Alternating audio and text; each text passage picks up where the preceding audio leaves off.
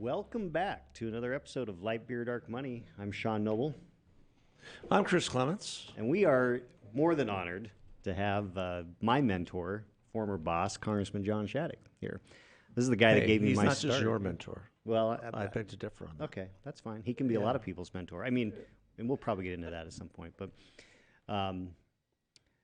this is, I 1994, I met you in 1993 at some kind of Young Republicans event. That's possible. At the Wrigley Mansion. Ah. I was working for State Senator Matt Salmon in his exploratory committee. I was going to say, he gave you your start. Yeah. Well, yeah, I was making, maybe $200 a month or something. A start is a start. But then I found out that you were looking for a manager. And I went, it was on a Saturday. It was in your campaign headquarters, which was behind your old home, which was where they did Goldwater's campaigns from, for the most part. Or at least the deep thinking. And I remember that I got there and you're like, I need some coffee, make some coffee. And I made, really? I had never made I was coffee. ahead of my time having males make the coffee. Let's see if you can actually do something. Yeah, Go make me a cup of coffee. So I had never, growing up strict Mormon, I had never made coffee. And I had no idea what I was doing, so I did it. And you took one sip. You're like, oh, this is disgusting. Never make coffee again. And I thought for sure that I was not going to get the job. But I did. You did, and we won. Yeah. That's what counts. Well, and I can take no credit for that because the way I described the first campaign was I may have had the title campaign manager, but you were really the campaign manager of your campaign. I just to the chagrin of many of my friends. Yeah. And maybe a lot of political observers who say you can't manage your own campaign. Right. But I was kind of an exception. Well, you were definitely an exception, and in part because of your dad. I mean, Stephen Shadegg was... Not just in part. Totally because of my dad. Totally because of your dad. He was the ultimate campaign manager. He wrote the book, How to Win an Election. It's still, to this day, something that I recommend to candidates and campaign managers. If you can find it. Oh, I've got copies. Yeah, I do too. I snap them off Amazon anytime I can. But it is the tome. It's the seminal tome on how to win an election. And so I learned. I can't imagine. I mean, I learned so much from that, and then went on to work for you for 14 years. I was thinking about it this morning. I don't know that I was your longest term staff. I was your first, but it may be that two of your district staffers, Pat Curtin and Bruce Radin, might have actually gone longer because they stayed to the very end, right? Because I left after the 2008 Well, election. Bruce didn't stay to the very end. Bruce left a little bit before the end, but not much. And who was the other one? Pat Curtin. Oh, Pat Curtin. Pat might have been the longest of everyone. Because she started in your office about the time you start, in January of 95. Well, let's see. I might. So She was and is awesome, but it depends if you count congressional service or combined congressional and campaign service. Yeah. Well, Pat might still have me by a few months because campaign was for 8 months, and she probably stayed. And stayed I was longer than that after you. So, but nitpicking. Yeah. I feel like I'm one of the longest. I feel like I should interview both of you. There you go. I mean, in terms of your long-standing working relationship and everything that you guys both saw during what was then, the first in 1994, the first Republican takeover in Congress over 40 years. Right. Those were interesting times. And under the expert leadership of Newt Gingrich. Yep. And quote, the rise and not fall actual of, expert, quote unquote expert. Yes. Now he's an expert. The rise and fall of Newt. The interesting thing was that we both knew Arizona politics from childhood. Sure. His mother had gotten him involved in politics or knowledgeable about politics from a very young age, and of course I'd grown up with it, with Senator Goldwater sitting in the living room talking to my dad, or for that matter, Jack Williams or Paul Fannin or you name it. Yeah. So I mean, maybe we'll flip this a little bit. I mean, in terms of history, like that first year after the Republicans won, what was that like? I mean, what was the feeling? What was the what were the emotions? What was, I mean, They a were lot got done. They were incredibly heady times. The freshman class was going to change the way Washington works. Sure. And Newt and the incumbents kind of, I'm going to say, played along with that, which means they were willing to make changes and make a lot of changes that helped, but not those changes that diminished their power. Sure. So, for example, Chris Shays had pushed what was it called? Accountability Act or something like that, where every law that applied to other federal employees would also then apply to members of Congress. And we adopted that.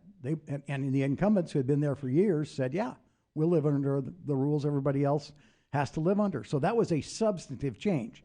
It turned out that in the midst of doing all that, we cut the Congress's budget, and that meant cutting the committee's budget, which meant they had less money to spend than their predecessors. And 2 years later, they came back and said, no, wait a minute. We were clearly overzealous, and we didn't mean to cut our own budget, so we're going to restore it. And it was one of the points at which the freshman class revolted. Then sophomore class, I think, revolted and said, no. You agreed to cut your budgets, and you're going to cut your budgets. And so that was one of the first big fights between more senior Republican House members and the revolutionary class of 1994. Yeah. The more senior members wanted to talk reform, the more junior members wanted to do reform, and there's a vast difference between the two. Well, one thing I remember back in that time, it was also the advent of this idea that every congressman should live in their office, go shower in the gym, and not have a residence in D.C. The idea of having a residence and moving your family to D.C. kind of went out of favor during that time. And you had guys like J.D. Hayworth with a mattress in his office. I mean, even to this day, a lot of congressmen don't. The public thought much about that, but the class, members of the class, thought a lot about it. Yeah. The idea of being accountable to the people and not spending all your time in Washington, and the schedule shrunk. I remember that, and I mean it became more of a Tuesday Thursday schedule, so you could get back to the district, where before it was just week long grind. Well, you got to remember, Democrats are in love with power and huge admirers of government and of therefore of big government. So for them, and they had controlled Congress for decades, eons 40 years before that, spending 5 days a week in Washington was no big deal. I'm a powerful congressman, and the federal Congress should run everything. So why wouldn't I want to be in Washington 5 days a week, or what the heck, 7 days a week? I don't need to go home and talk to those hoi polloi that elected me. I don't want that. So Republicans, who at least in theory, those who understood the philosophy and thought about it, said, Washington isn't the be-all and end-all. I want to go home. I want to know what my wife's up to, what my kids are up to, and what my constituents are up to. So that was in part the shift in the approach to running Washington. There are also, I think, more upstarts who didn't have the wealth to rent a very, very, very nice place, a place at the Watergate, for example, to live in Washington. And so as a result of that, many did live in their offices, although I think some were proud of that and some were embarrassed by it. So it was not uniformly admired or the uniform ideal. But I think you're right about because there were so many just kind of out of the blue people who decided to run in this changing time, that you had people who, like you said, didn't have there's no way they could pay their mortgage at home and also have to pay the DC rent. Absolutely. I mean, you can run down the list. I won't say the name, but just as an example, there's one member of our class who's now still there, been in the Senate for more than half of his tenure there, who his job before getting elected to Congress was as a lawnmower salesman. And if I said his name, you'd admire him and say, wow, he's a smart guy. But there were a lot of regular people, more so than ever, I think, or maybe more so than since the early days of the Republic, Right. elected in my class for whom this was the most important job they'd ever had. It paid more than any job they ever had. But they also, because they didn't have wealth or come from wealth, many of them had to live in their offices. I mean, the cost of trying to support a house in Washington and a house back home was more than they could take.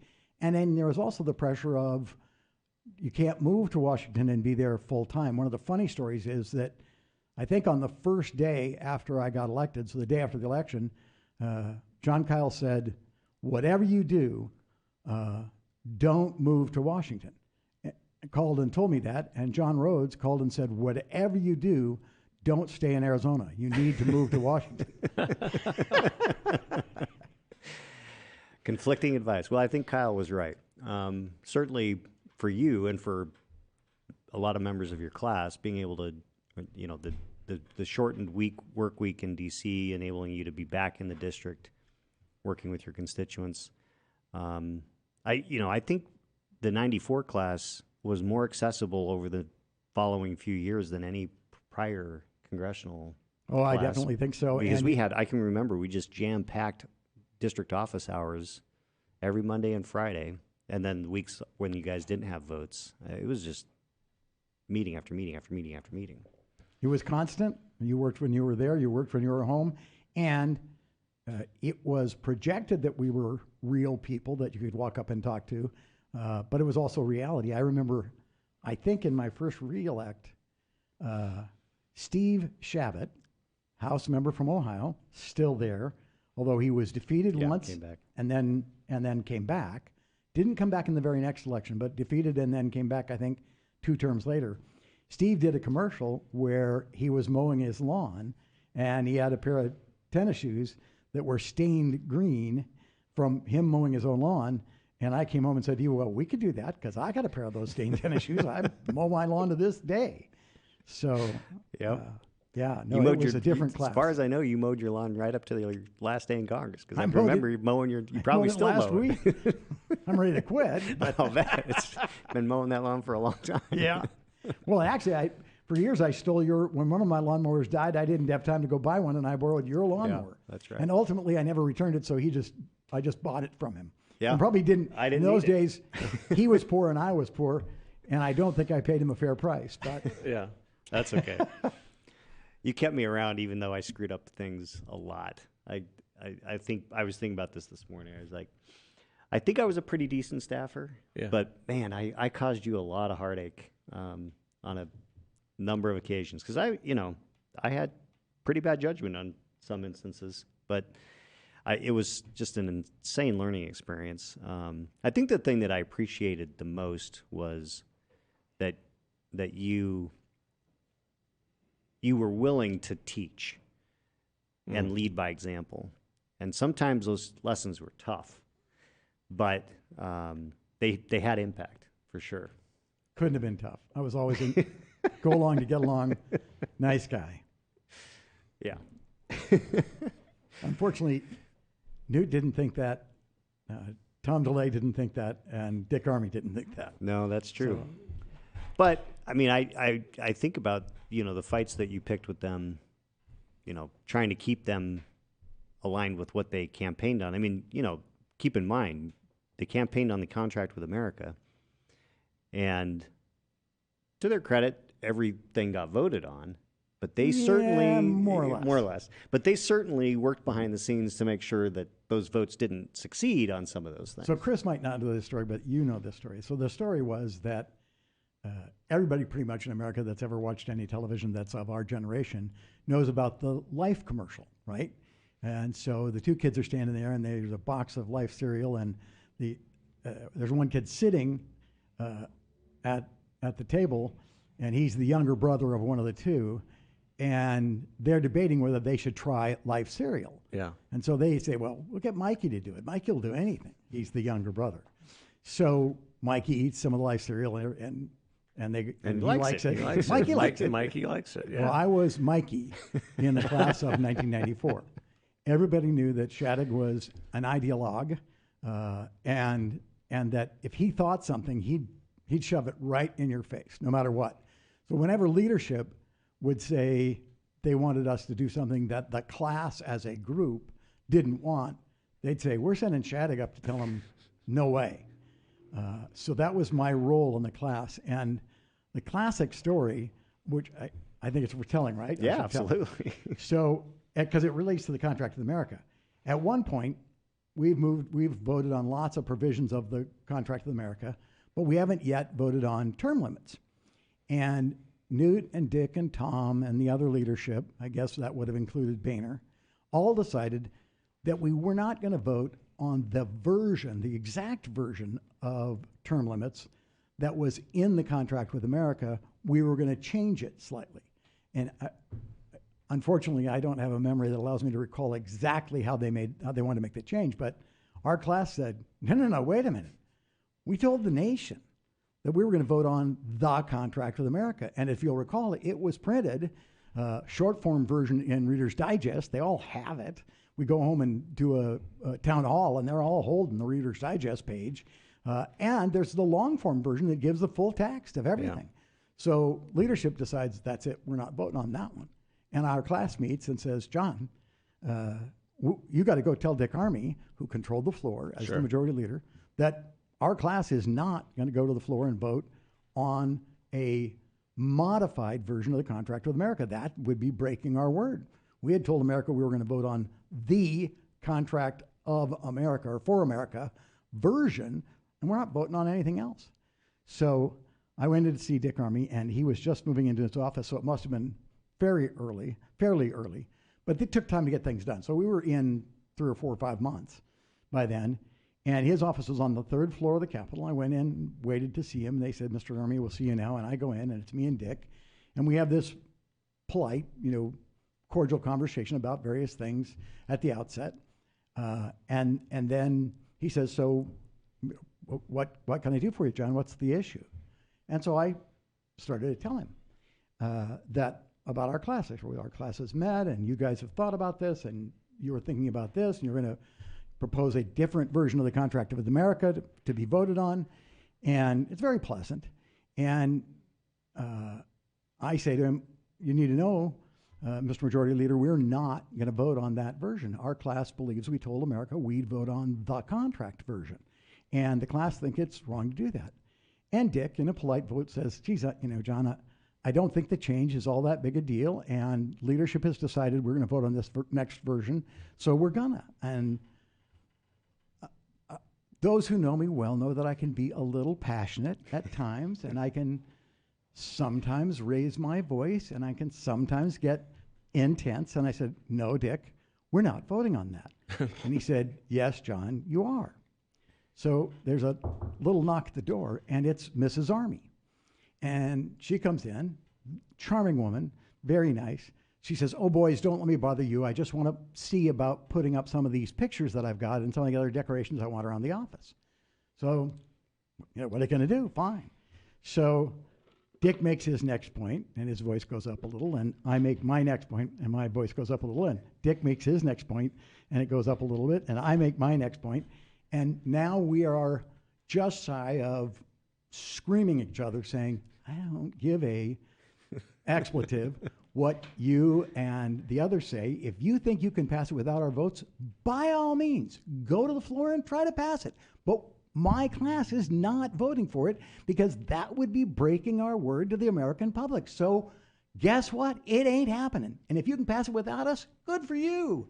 And of course, he knew he couldn't pass it without us because every Democrat was going to vote no. And so he screamed something back at me, and Mrs.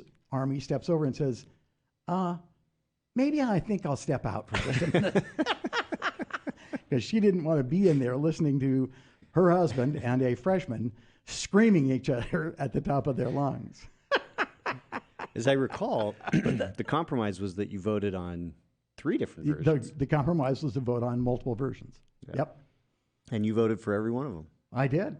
Even though this... And none of them passed. Yeah, what's interesting and what people don't know is that John never actually signed the term limits pledge. Yeah. So he supported it when it was up on the floor, but you hadn't signed the pledge. A number of people had. Tom Coburn, Matt Salmon, and some others. And both of them held the pledge. Salmon did? Salmon Coburn did. Coburn. Yeah, and then absolutely. Coburn came back, obviously. I thought it was unilateral surrender Yeah. to the left. Yeah. When you had guys like, who's the guy from Los Angeles? That was Waxman. there? Henry Waxman. Henry Waxman. There forever. Henry Waxman. That's Yeah, the name and, I Still who was being a the good other? staffer. Yeah. Who was the other guy that was there forever? Well, Well, Dingle. Engel. You name it. A lot of them that, I was thinking of the Charlie Rangel. Charlie Rangel. For that matter, Mr. Dingle, John Dingle, saw his wife on the floor or on TV just a couple nights Yeah. ago. She's still there. This is a seat that John Dingle's dad held for 30 or 40 years, and then John Dingle held for 50 or 60 years. Yep. Longest And then, sitting. and then he retires, and his wife gets the seat. Yeah. So it's been in the Dingle family for. Did he retire almost before he un- died or die before he He, retired? he retired before he died. Not Shortly. much. Not much. Yeah. I think he knew No, he was going. He had to, been so- sick for several Yeah. for a Yeah. while. Who was, when the Democrats were in the majority, who was the chair of Commerce? Oh, I want to say. I guess it was Pallone. Dingle. It was Dingle, yeah. Because Yeah. Whatever, there Then were- it went to Pallone. There were many hardcore leftists, not progressives Yeah. and not socialists like today, but there are many hardcore leftists that had been there for lifetimes. You know, people who had been in the Congress when I was in grade school, still Yeah. there, and I didn't run at a young age. So It's fascinating stuff. What, looking back, what are there a couple moments that really stand out when you think about your congressional career as far as that was a big deal? I mean, you had a lot, you had a lot of big deals. yeah, there were several that I think stand out. Probably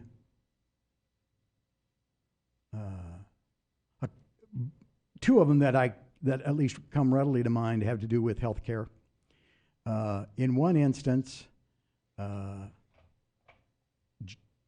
Ted Kennedy and a Republican senator were pushing a health care reform bill that didn't move in the direction I wanted. George Bush was president. The bill passed the Senate. Part of what made it a threat was that Charlie Norwood, a Republican medical doctor, who was probably more respected on healthcare reform than anybody because he was a medical doctor, went along with this Senate-passed patient, what would they call it? Patient. Is it Patient Protection Act or Patient Bill of Patient Rights? Protection Act. Patient's Bill of Yeah, I Rights. remember that. Right. And so it was going to come, it did come to the House. And the concern was that it was going to allow people to sue medical plans in state courts. And state courts are controlled by the tort bar. And the Bush administration said publicly that they might go along with the Kennedy version of the bill if there was some way to say all the other procedures would be run by states, but any litigation would have to occur in federal court. Well, being a lawyer, I looked around and saw that under the Railroad Act, that's exactly what Congress had done some 50 years earlier. They had said, okay, we're going to have the Railroad Act, different states can set their rules, but if a railroad worker wants to sue, he's got to do so in federal court.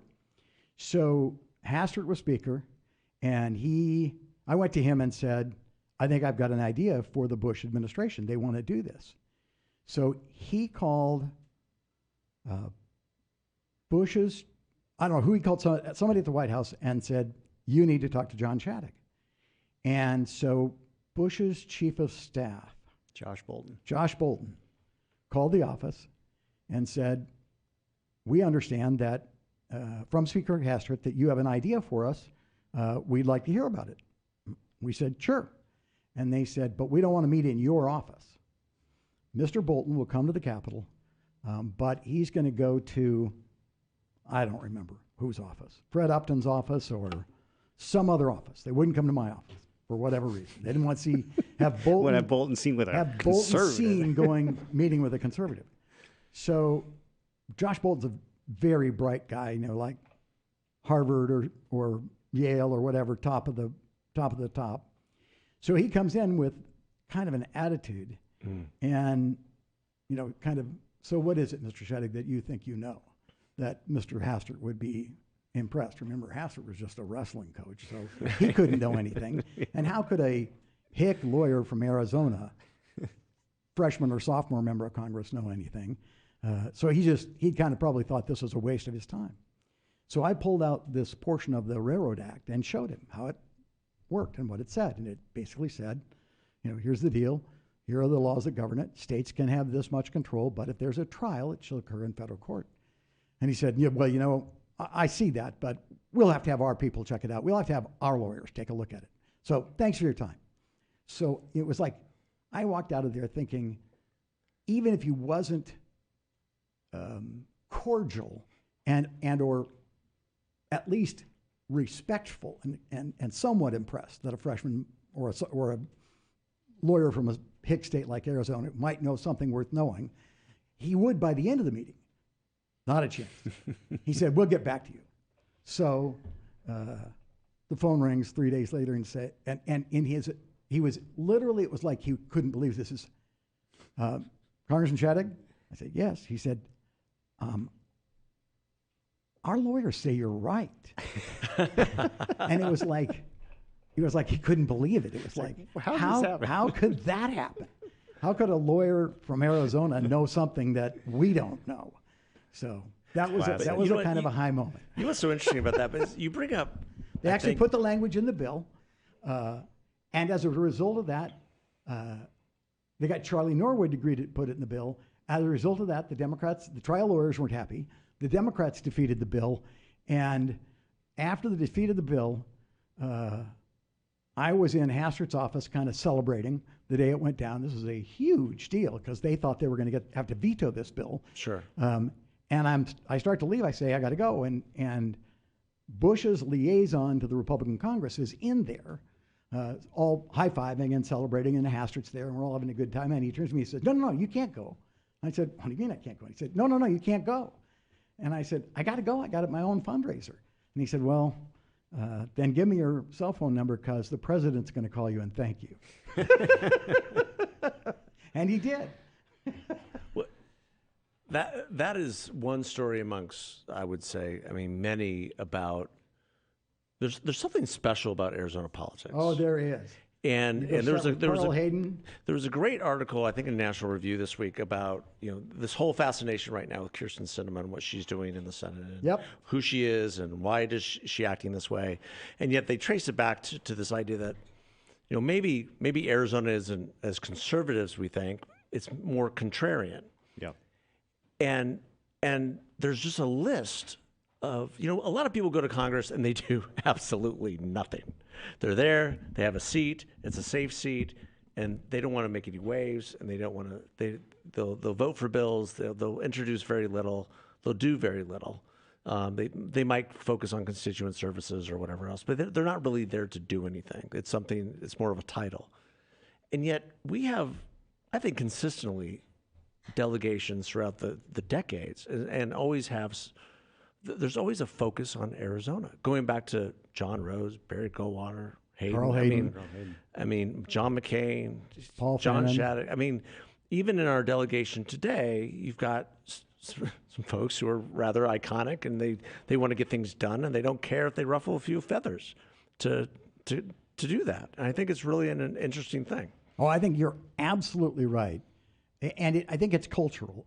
On the East Coast of the United States, at least in our lifetimes, people have been acculturated to going along and getting along.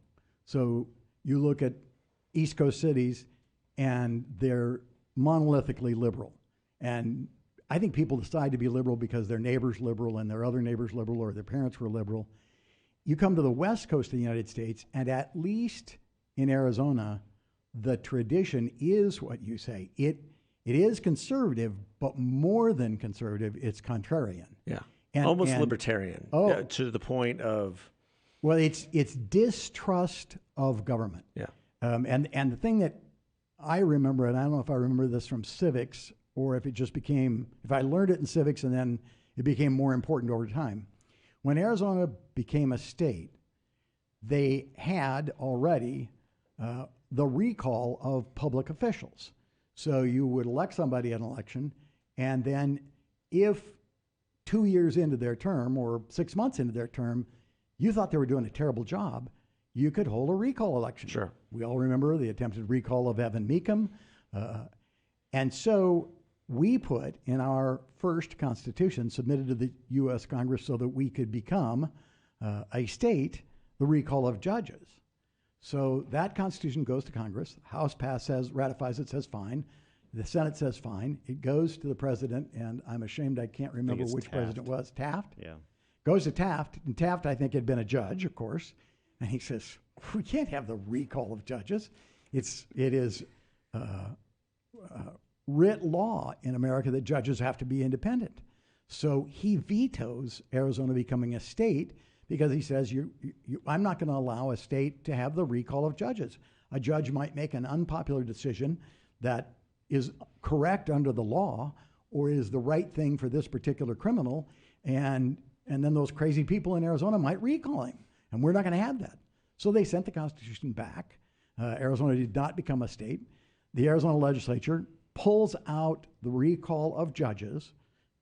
They didn't demand we pull out the recall of congressmen or state legislators or sheriffs or anybody else. We send it back. Congress ratifies it. Taft signs it. We become a state. And at the very first session of the Arizona legislature, we stick right back into Arizona's Constitution the recall of judges. Yeah. So stick it in your ear, Right. President Taft. Yeah, Arizona has this reputation nationally of kind of giving the rest of the country the middle finger. And strong leaders. I mean, you think about it. People in Arizona have no clue of how incredibly influential Carl Hayden was through the years. They know a little bit about Goldwater. They know about McCain. I tell people that members of Congress travel around the world because they want you to see various things. And so I've made a couple different trips, most of them to unsafe places like Afghanistan. But when I would meet people outside the country, they'd say, where are you from? And I'd say Arizona. And when I got to Congress, I'd say Arizona, they'd immediately respond with 2 words, Barry Goldwater. By the time I left Congress, they'd say, where are you from? And I'd say Arizona. They'd say John McCain. Yeah. But the point was, they had no clue. They might have had no clue who the senators from Tennessee were, or maybe even not from Connecticut. But they knew, when I said Arizona, they knew Barry Goldwater, and then later on they knew John McCain, because those guys cut larger than life profiles. I've always argued that Arizona had more influence, and it was true even when I was there, than a state as remote as we are and as little as we are. Yeah. John Kyle had outsized influence on national defense, no question about it. John Rhodes. Yeah. And the Udalls had outside influence. One of them becomes Secretary of Interior. So it's not Republican or Democrat. It's just maybe it's that they would think for themselves. And in that town, that's a serious problem. You're not supposed to think for yourself. You're not supposed to have your own identity. Not on the right and not on the left. And the left is just better at doing that, at not thinking for themselves. Well, it occurs to me that we've had very different types of leaders from Arizona. And what I mean by that is, in like Carl Hayden's sense, he got a lot of stuff done. Oh, yeah. And in John McCain's sense, he got a lot of stuff done. He also stopped some stuff. But Barry Goldwater, I put you in this category. Your legacy, his legacy, was stopping bad stuff from happening. And so people say, well, what bills did you pass? And it goes back to the classic line from The Conscience of a Conservative. I don't seek to pass legislation. I seek to see what I can repeal, because ultimately the first question is, are we maximizing freedom? Well, and you look at how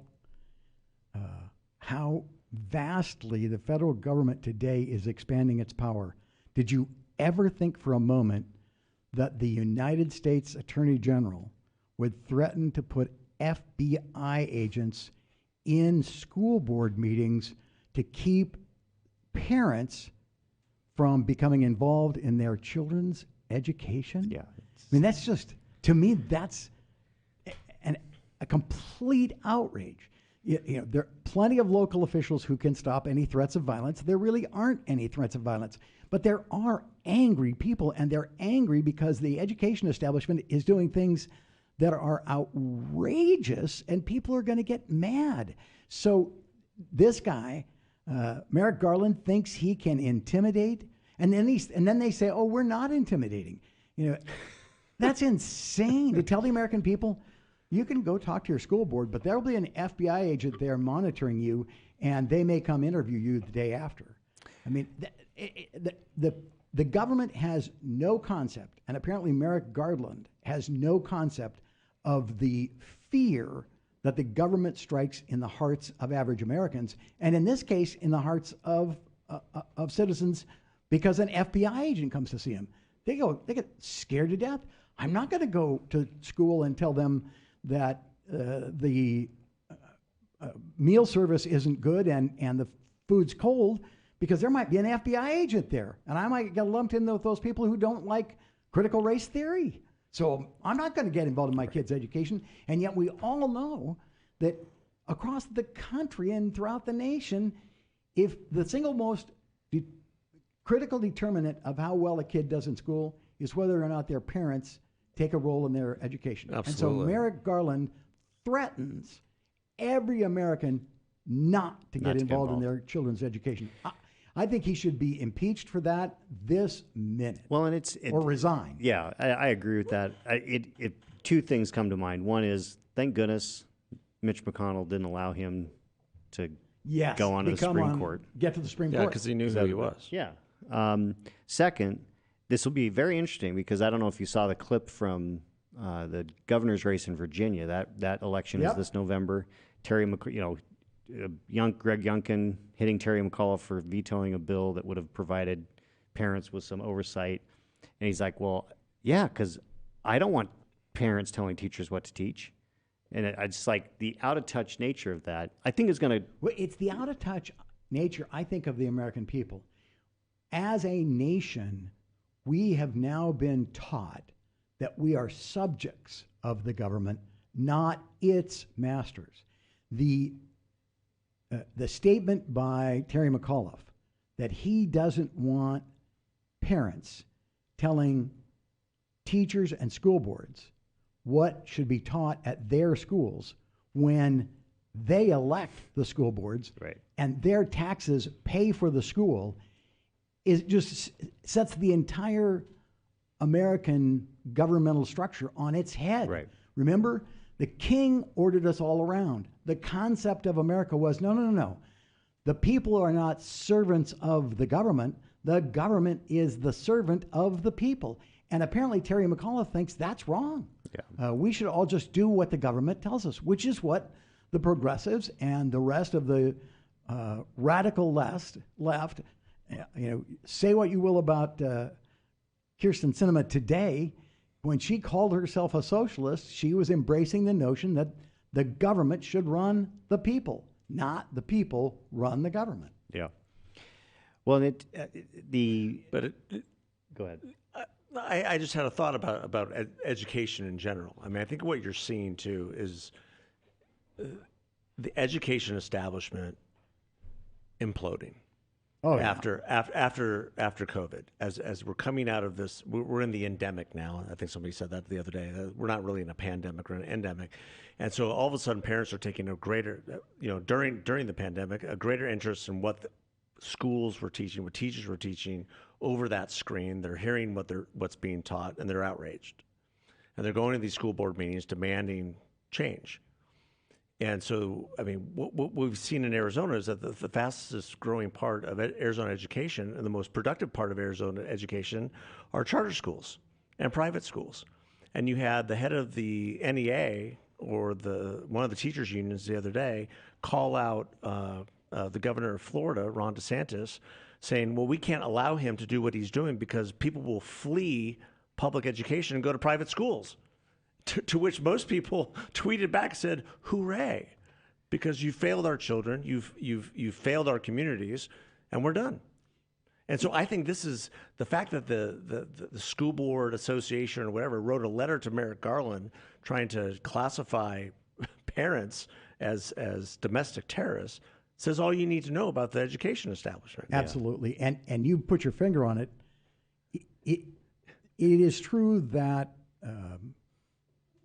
the pandemic had an impact, but what really has had the impact is, and we should all know this as believing conservatives, is competition. Sure.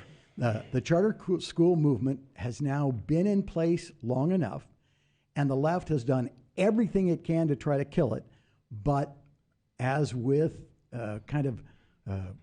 from the ground up concepts that conservatives believe in, like markets, Americans, by the way, Americans of all colors and races are recognizing, hey, competition doesn't just work in grocery stores or because I can go to Walmart. Competition works in education. And if I leave Johnny in the public school, Johnny is going to be handicapped or held back or not do as well his entire life. But if I move him down the street and put him in a charter school, he's going to get a fanatically better education. And so they're deathly afraid of competition, and they're doing everything they can to try to fight it off. Well, even within public schools, I mean, they've tried to squelch open enrollment here in the state. Well, charter schools many times. Remember, charter schools are public schools. So, but even if somebody wants to change districts because this district's failing, you can do that in Arizona. Yep. Mm-hmm. And you can also go to a charter school, which is a public school, but is better.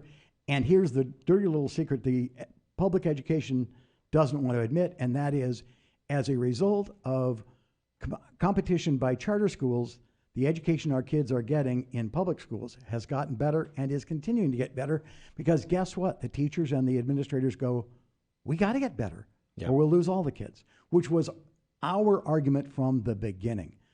The allowing some competition in education will raise all education. We're not there yet, but we're headed that way. Yeah. Well, it going back to your point about the fear of government and involvement in our lives. One of the very early examples of that in your tenure in Congress, and something I got to be a very close participant in, is when there was the joint subcommittee hearings on the Waco fiasco. And there's a funny story, and then there's a not so funny story. The funny story is that John was doing a line of questioning, and this is before you had the PowerPoints and stuff. So we have these big poster boards that we've had on these easels. And so there's pictures of different, aerial shots of, the congressman was making a point about pictures of tanks going into tanks the going building. into the building. And so he's like, next picture, Sean. And at some point, I just dropped all the pictures. Knocked the entire easel with all the photos all the pictures. over. And so now they're out of order, and I'm flummoxed. And these were televised live, a lot of attention. Joint meetings of the House Government Relations and Oversight Committee, and which was kind of a nothing committee that I was on, and the House Judiciary Committee, which is a big deal, and was chaired by Chuck Schumer. Chuck Schumer. Yeah, a big deal. And He's back in the House. Yeah. And this Clinton was in the White House, so there was a lot of communication between the Clinton White House and Schumer's staff on Judiciary to try to squelch the investigation. What the House was doing.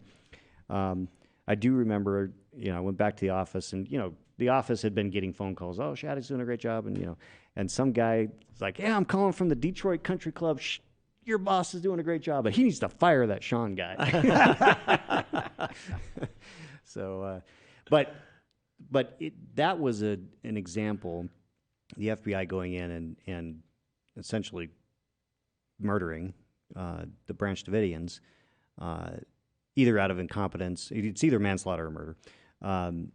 But it was horrifying as somebody who grew up fearful. I mean, my first memory, I think I've said this before, is 1976 election night. Went with my parents to the White Mountain Country Club, I think it was, up in Shoalo area, and Ford loses to Carter, and my mom's crying, and she says, "Now the Soviets are going to win," and that's where her head was. Yeah. Thank goodness that wasn't the case. But the fear of government was something that I grew up with. I saw it not only during the time that Waco happened, but when we went through the investigation, it was even more horrifying to see what government did to private citizens. And it pales by comparison to what's happening today. Yeah. Yeah. To me, what is happening today is shocking and scarier than I can ever imagine it would be. I am more afraid and more worried about the country than I ever have. He is the single worst president we have ever had by a gigantic margin. In part, that's because he surrounded himself with radical progressives, and I think one of the greatest threats to a democracy is when the people in charge of the policy are not themselves elected. I think that he is being told to do, and he is doing outrageous things, in part because the people really making the call are hidden. They're in the background. We don't know who they are.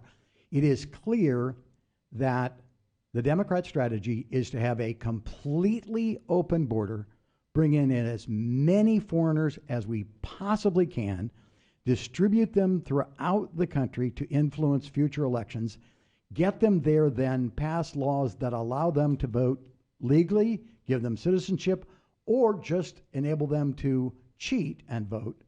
And that will enable them to make sure that Republicans or conservatives never win another election. Now, if the president were making those decisions, then he himself would be taking into account the outrage of the American people. But they've done nothing. This has now been going on for month after month after month. And I thought at first it was incompetence, that he just didn't know, and the people he put in power didn't know how to control the border. They've had plenty of time to fix it. They don't want to fix it. But interestingly, what that means is that the people who made the decision to have an open border are behind Biden, and they can hide.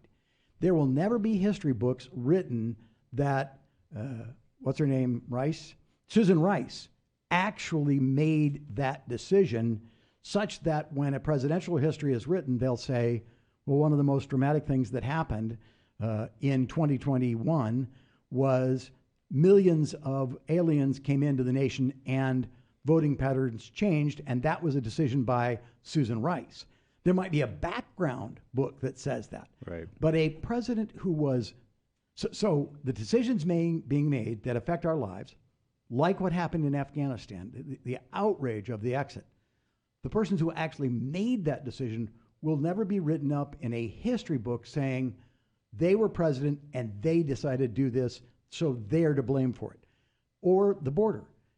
There'll never be something written that says Susan Rice was president and she made the decision to have an open border, or for that matter, Barack Obama was president in 2021 and he made the decision to have an open border. That will never appear in a history book because they get to hide behind him. So that history that says this did happen on Biden's watch, and if the reader then says that was a terrible thing that happened, that reader will blame Biden. Right. But Obama will be able to sit back and say, or his historians will say, oh, he never had open borders. Right. Yeah. So he can hide behind that. Right. So they're exercising massive and massively damaging power and doing things that are hurting the nation. But the guy that's going to get the blame is Biden, and he's so mentally gone, he doesn't know or he doesn't care. Yeah, I think it's a Kim combination Strassel of the made a two. comment on Potomac Watch the other day that they roll him out. He speaks to the teleprompter. They roll him back in behind the curtain, and everybody else behind that curtain, nobody really knows who's calling the shots. I thought that was a great point. I think he is. And in you brought up fact, probably who is calling the shots. I mean, there's been some speculation that this is Barack Obama's team. Oh yeah. And he's pulling the strings. I think he is, at the moment, to the extent he is conscious, he is radically more liberal than he has told us. Oh, always was. But I think that's because he's really not able to think about those policies and think them through and say, do I really want my name associated with an unpopular radical liberal or radical leftist agenda throughout history, or don't I? He can't. He's not thinking about that. Well, but also, and he's being controlled. He's letting the decisions be made by others. Yeah, you can't say that in the history of Joe Biden as a politician that he ever had any guiding philosophy. It was whichever way the wind blew for Joe Biden. Chameleon would change. What's the lizard that? And who? Yeah. Whichever way he was in whatever position he had, he played that role. I think that's exactly right. And the best example that I think people, at least Republicans, can associate with that, and I think this happened while he was vice president, was he's on the stage, he's speaking to an African-American audience, and he says to the audience point blank, and it's caught in a clip, he says, Republicans, if they could get away with it, want to put you back in chains. Yeah. And I don't think that was an original thought by him, but it shows that there's no guidance. There's no moral compass about what is appropriate to say or not say.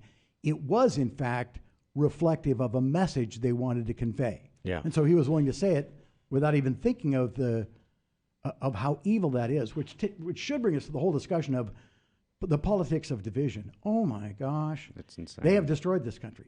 There was a time when, and this sounds funny and you're both a little young, but there was a time when after World War II, every American wanted a chicken in every pot and a car in every driveway. Yeah. And it wasn't that every Italian American wanted a chicken in the pot of every other Italian American or a car in the driveway of every other Italian American. It was they wanted a chicken in every pot. Other Italians, Germans, blacks, Native Americans, what we stood for as a nation was the single most important thing was that we were Americans. That was number one. Who am I? I'm an American. That's number one. Not an Italian American, not a black or African American or Native American. I'm an American. That was number one. And number two was I want all Americans to do well. So it wasn't that they genuinely wanted all black Americans to have a chicken in every pot, the vast majority, and a car in every driveway. And the media and the left have now said, no. We can't have you be for American. We need to focus on everything that divides you.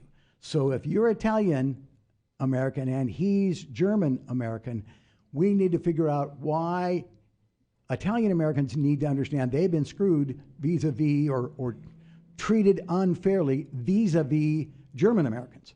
And so they have taken us all to where the last thing we would say is that we're all Americans. What the first thing they'll say is, well, they got a better deal than we did. They were treated better than we were. And so they find, men need to hate women.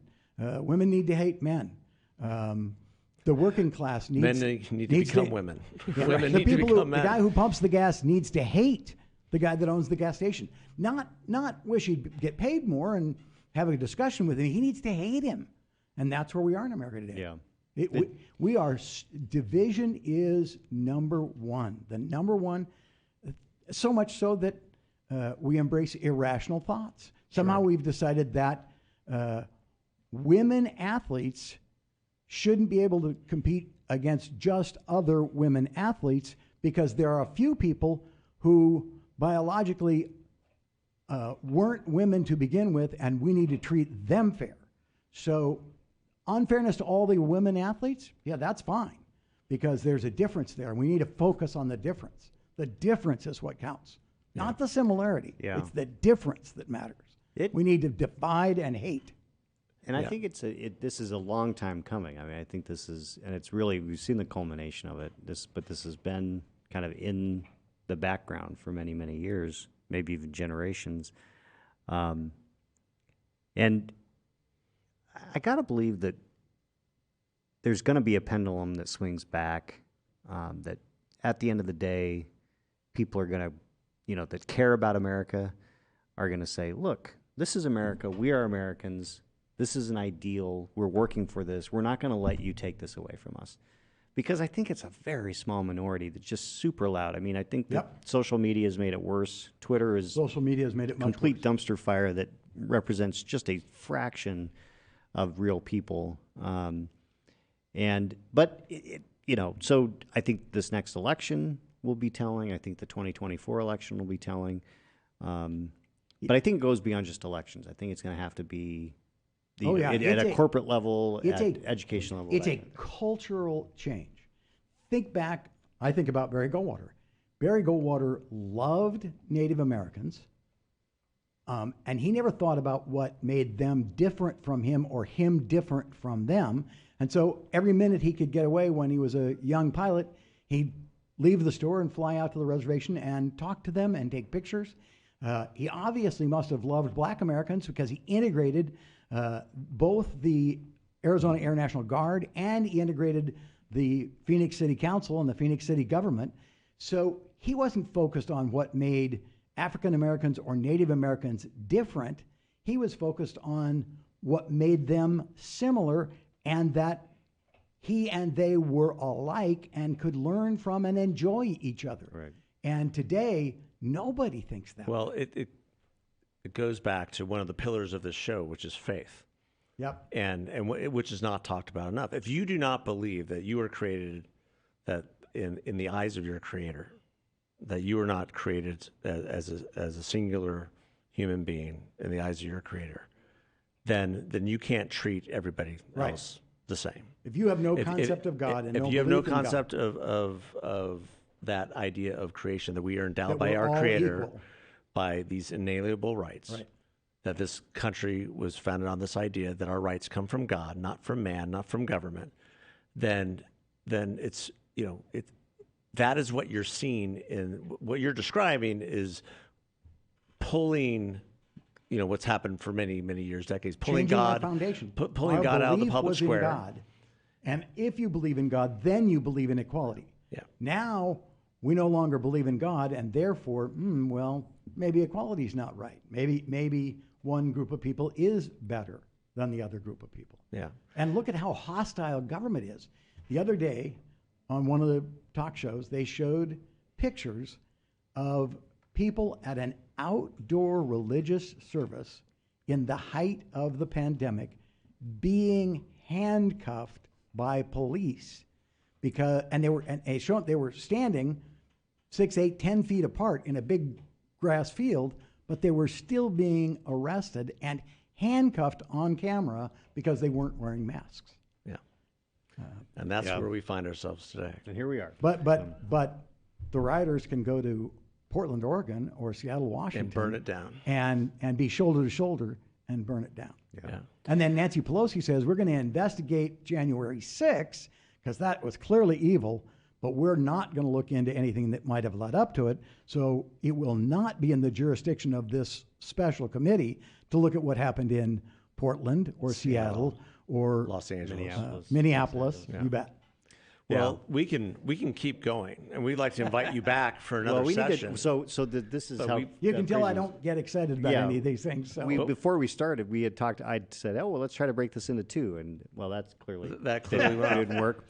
So we'll just have to have you back. There you go. But one of the things real quickly as we come out of this is that just as a former staffer of yours, and I just think that when I think about legacy, I just think one of the great legacies that you have as a congressman is the people that you produced. and not necessarily me, but you brought people into your office that went on to do amazing things. I mean, you've had top level lobbyists, you've had people in the White House at the top levels, you've had very successful business people. You've got somebody that's a fashion influencer on Instagram. It just what I think of when I think of what your legacy as a congressman was is I just look at all the people that worked for you and what they're doing now, raising families or being successful in business or in government, and I think that speaks tones to your legacy, and I appreciate it. Well, it's kind of you to say. I hope I've had some positive impact. I was a little pleased. You asked why I took the job as master. I was a little pleased that both sides thought I would be fair.